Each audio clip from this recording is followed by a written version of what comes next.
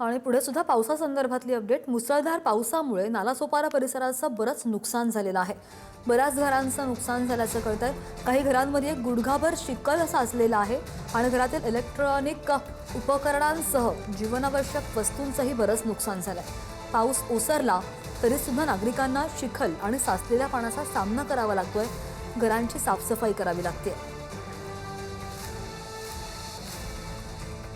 वसई विरार नालासोपारामध्ये मागील 5 दिवसापासून पडणाऱ्या पावसामुळे अक्षरशः इथला परिसर जलमय झाला होता आणि आता पाणी जरी ओसरलं असलं तरी या ठिकाणची जर तुम्ही दृश्य बघाल, या ठिकाणी चिखल आता सगळ्या दुकानामध्ये साचलेला आहे. कितना टाइम हुआ, कभी से निकाल? भाई सुबह से निकाल ले, 11 बजे से निकाल ले अपन। बहुत तगड़ा था, बहुत तभी कितना दिन दुकान पानी में था तुम्हारा? इतना था भाई पूरा। कितना 5 दिन से दुकान पानी में था? हाँ 4 दिन। नक्की 4 दिवसापासून हे दुकान पाण्यामध्ये होतं आणि आता हा चिखल झाला. इथे इन्व्हर्टरचं दुकान आहे. इन्व्हर्टरच्या बॅटऱ्या आपण बघा कशा पद्धतीने नुकसान झालेलं आहे. चिखल साचलेला आहे, बॅटऱ्या खराब झालेल्या आहेत.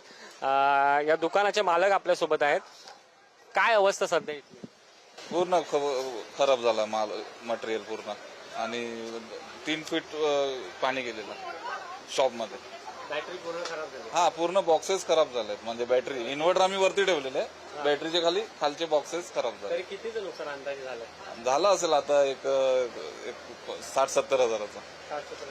आपका भी दुकान का नुकसान हुआ? जी जी, हमारा बाजू वाला ही दुकान है जो अभी आपने देखा, उसका नहीं बोल के दोनों दुकान है. तो एक फ्रिज ही हमारी 1.5 लाख की है.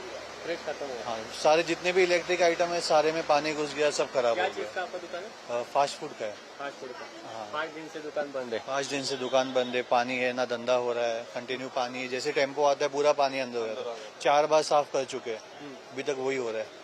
यावेळी पावसाचं प्रमाण देखील इतकं प्रचंड होतं की अक्षरशः दुकानातील सर्व सामानांची वाट लागलेली. आता आपण बघताय माझ्या मागे अर्थात चिखल जो आहे तो साचलेला आहे आणि आता चिखल साफ करण्याचं काम इथले कर्मचारी करतायत. कॅमेरा पर्सन स्नेहल सह सुशांत, पुढारी न्यूज, नालासोपारा.